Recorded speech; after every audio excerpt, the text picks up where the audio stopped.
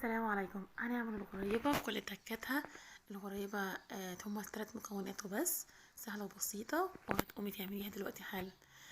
آه، معايا كيلو دقيق بياخد نص كيلو سمنة، يبقى المقدار بتاعي اللي هعمله النهاردة كيلو دقيق هياخد نص كيلو سمنة. تمام. السمنة من التلاجة باردة، مش درجة حرارة الغرفة ولا حاجة يعني، لا يعني سيبيها تسقع في التلاجة ساعتين 4 ساعات كده، وبعدين تبتدي تشتغلي بيها. هتبتدي السمنه تحطيها في الكبه. عايزه تضربي الاتنين مع بعض ممكن، او ممكن تضربي السمنه لوحدها الاول تفتحي اللون بتاعها، تنزلي بالسكر البودر. السكر البودر اللي عندي عباره عن 400 جرام. تمام. آه الغريبه هستخدم فيها فانيليا بس، مش هحط اي حاجه تاني غير المكون الجميل اللي احنا هنحطه دلوقتي بس، اللي هو اللي هنشوفه مع بعض. تمام. يبقى انا هستنى كده لغايه لما السكر والسمنه يفتحوا مع بعض، او كمان طريقه احلى كمان، لو السمنه انزل بيها الاول يفتح لونها، انزل بالسكر، وبعدين آه، اسيبه لما اللون يبقى كريمي بالشكل ده، وبعدين ابتدي انزل بالدقيق. تمام كده.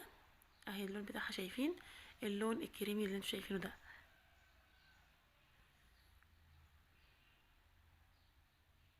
انا ماشيه خطوه خطوه علشان في مراحل الناس مبتبقاش عارفه ايه المرحله اللي المفروض احط فيها الدقيق. ادي الدرجه اهي. بستنى خالص لما اللون يفتح بالشكل ده. انا بضرب تاني برضو، اللي هو يعني لسه مش راضيه عن اللون. تمام. لو وصلتوا لحد هنا يا ريت تدعموا القناه وتعملوا لايك عشان باذن الله يوصل كل جديد ليكم.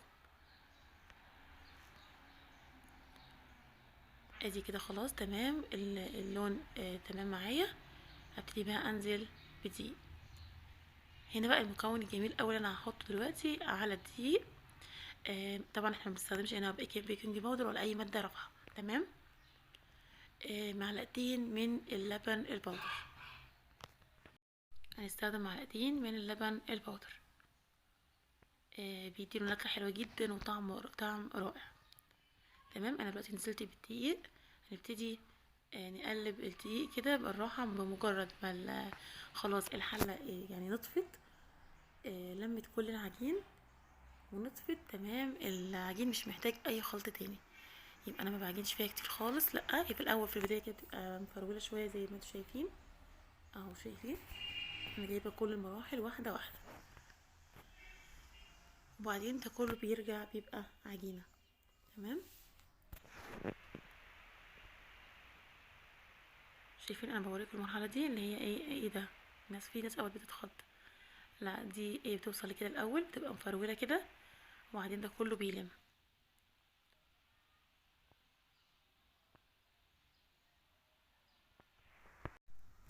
بس اهي لمت معايا.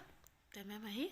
شايفين. ابتدي بقى ايه يعني اختبر كده العجينه بايديا. هكور العجينه وادوس عليها كده واشوفها حصل تشقق ولا لا. يمكن مش باين هنا، هتبان في اللقطه اللي بعدها.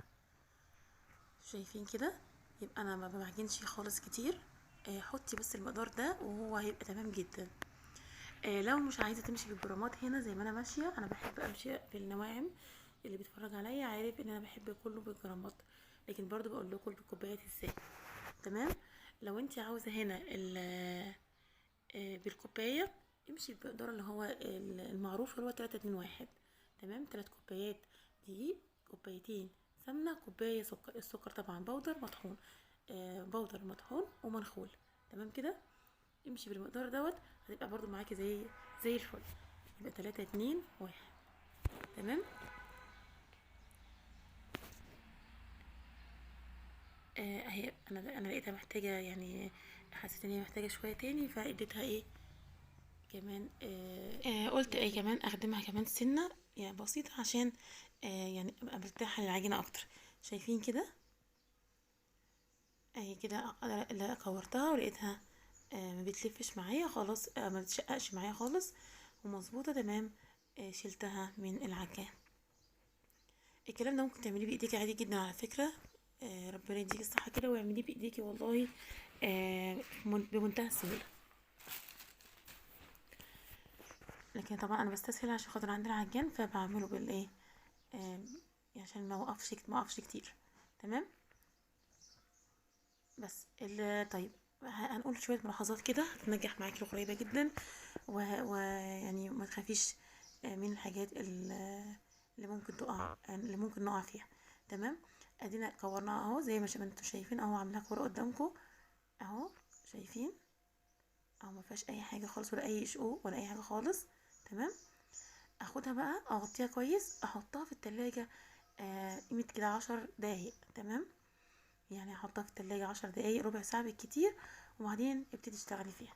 دي اول آه ملاحظة بقولك عليها.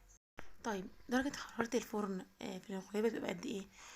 160. والاحسن كمان انك انتي تخلي بالك، شوفي فرنك انتي يعني بتبقى ازاي. يعني احنا عايزين درجة حرارة هادية، فاهماني؟ فشوفي درجة يعني حسب ما انتي متعودة على الفرن بتاعك.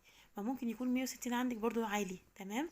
فانتي تركزي شوفي الفرن بتاعتك الواطي يبقى على ايه والعالي على ايه.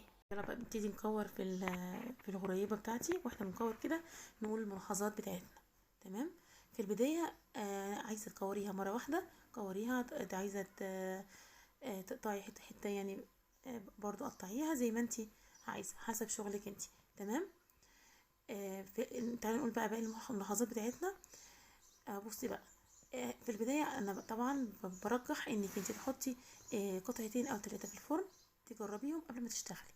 تمام. ليه؟ اعرف اي مشكلة، ايه المشكلة اللي ممكن تقابلني يعني.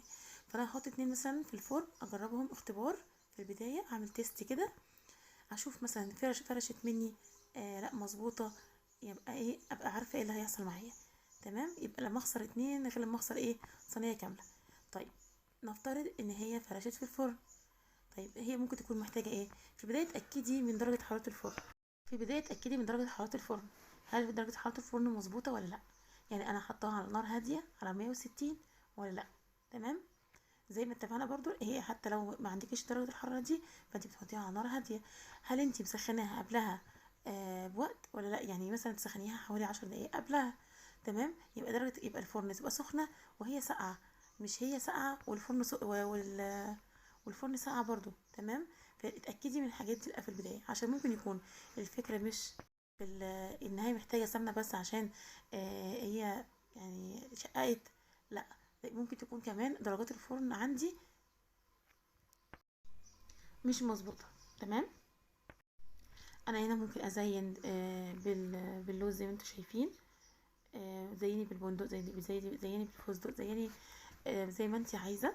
تمام. انا مكسراهم يعني كده، وهاخدهم ايه، عاملاهم من صوص وبزين بيهم.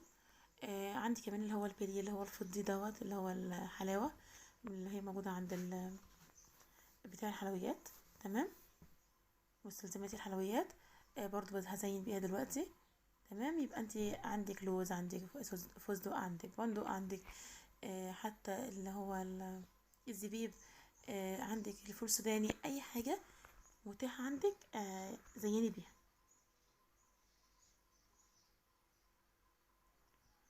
تمام كده. يبقى احنا قلنا الملاحظة الاولى ان هي لو لقيناها فرشت، اتأكدي الاول من درجة حرارة. اهو اديني اهو بقى هعمل التست على الغريبة. خلي ولادك يشتغلوا معاكي يفرحوا بالعيد. شايفين بناتي كانوا بيساعدوني. تمام.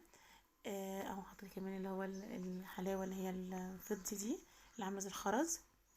تمام. كنت كمان بهبط العجينه كده بظهر الكوبايه. دي خطوه برضو اختياريه لو حابه تعمليها. انا حابه اعمل بالشوكليت هي او اللي هي بالكاكاو. تمام. حطيت معلقه من الكاكاو الاسباني الخام، طبعا لازم تدخليه في البدايه، واخده قطعه بس كده، معلقه واحده مش اكتر من كده، عشان هو خام وبيبقى مر من غير سكر. تمام.